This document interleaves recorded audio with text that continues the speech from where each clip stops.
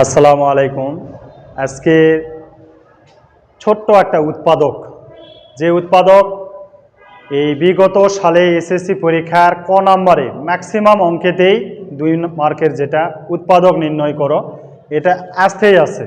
তো আজকে এই একটা উৎপাদক আমরা করব, যে উৎপাদকের মান দেওয়া আছে 4a² + 9b² - 9c² - 12ab।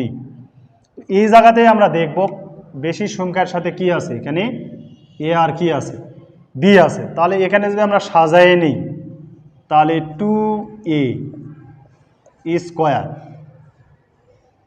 + 3b² - 3c² - 12a × b।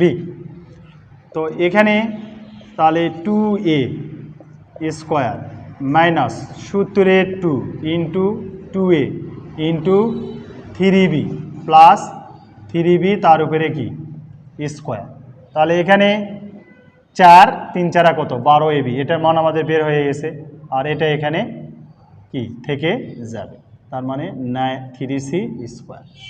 তার মানে এই মানটা আমরা এখানে নিছি, এই মানটা এখানে নিছি, এই মানটা এখানে নিছি, আর এখানে ভাঙায় এটা করছে।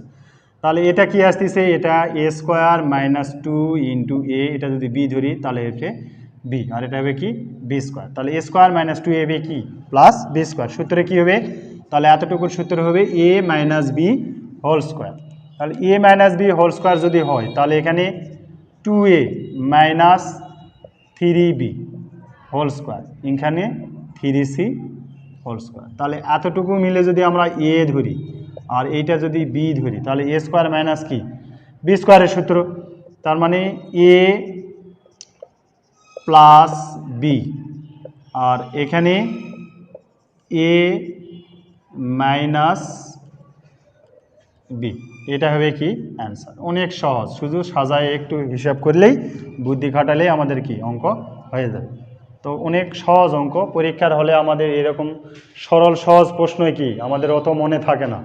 তো এই জন্যে এই উৎপাদকটা আমরা একটু মনে রাখব, এবং গুরুত্বপূর্ণ উৎপাদক, এটা পরীক্ষায় এলে আসতেও পারে, আমরা একটু সবাই দেখব। আশা করি সকলেই বুঝতে পারছেন। কারো কোনো সমস্যা থাকলে অবশ্যই কমেন্টে জানাবেন। সকলকেই ধন্যবাদ।